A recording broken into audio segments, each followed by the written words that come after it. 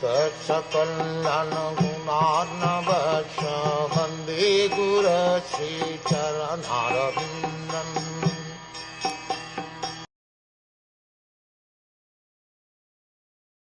Suta Goswami thus addressed the rishis headed by Shaunak.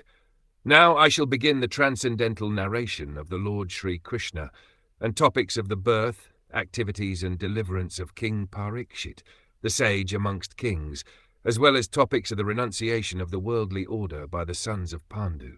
Lord Krishna is so kind to the fallen souls that he personally incarnates himself amongst the different kinds of living entities and takes part with them in daily activities.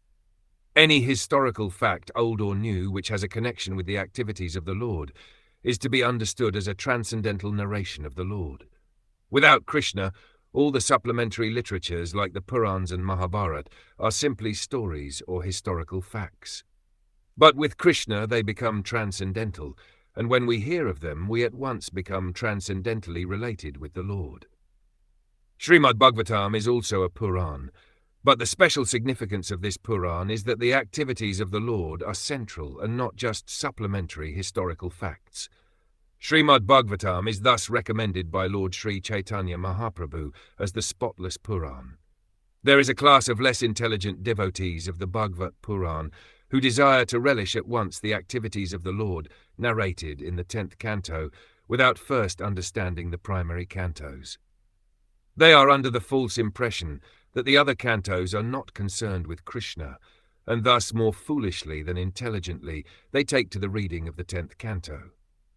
These readers are specifically told herein that the other cantos of the Bhagavatam are as important as the 10th canto. No one should try to go into the matters of the 10th canto without having thoroughly understood the purport of the other 9 cantos. Krishna and his pure devotees, like the Pandavas, are on the same plane. Krishna is not without his devotees of all the rasas, and the pure devotees, like the Pandavas, are not without Krishna. The devotees and the Lord are interlinked, and they cannot be separated.